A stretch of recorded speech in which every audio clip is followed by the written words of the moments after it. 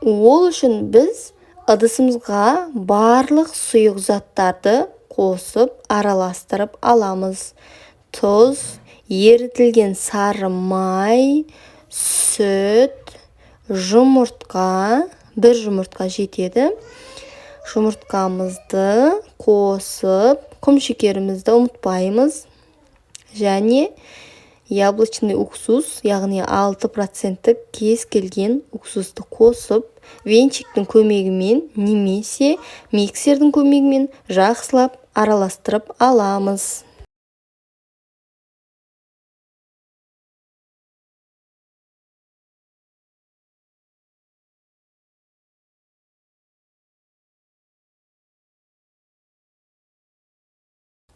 Одан кейін құрғақ заттарымызды қосамыз. Қопсытқыш, ас содасы және ұнды қосып, массамызды дайындаймыз.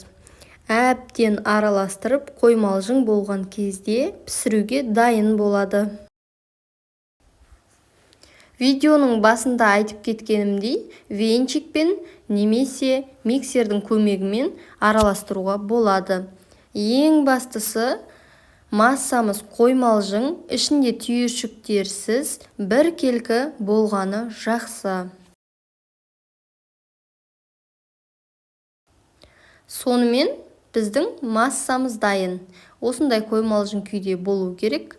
Қасықпен немесе кондитерлік пакеттің көмегімен табамызға салып қуырып аламыз. Жай отта екі жағын бірдей қуырып немесе пісіріп аласыздар.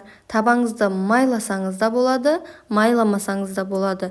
Өйткені қамырымыздың құрамында сары май болғандықтан біздің табамызға жабыса қоймайды.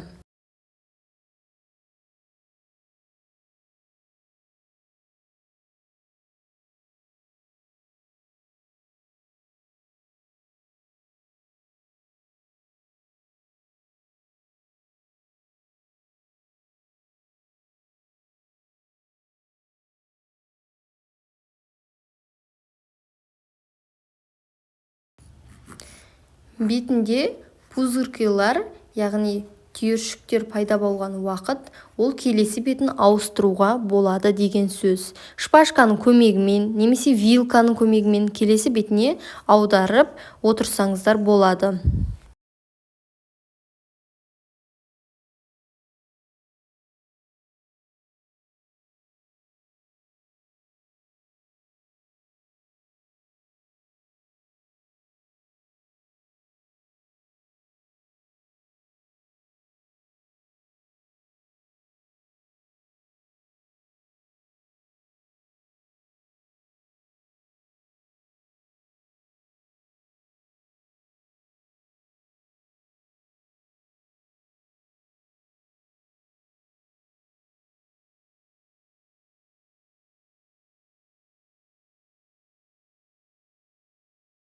Сонымен біздің таңғы асқа арналған мини панкейктарымыз дайын. Өз қалауыңызша кез келген сироп, карамель, ағыз сгущенка, жеміс жидектермен сәндеп, әсемдеп ұсына берсеңіз болады.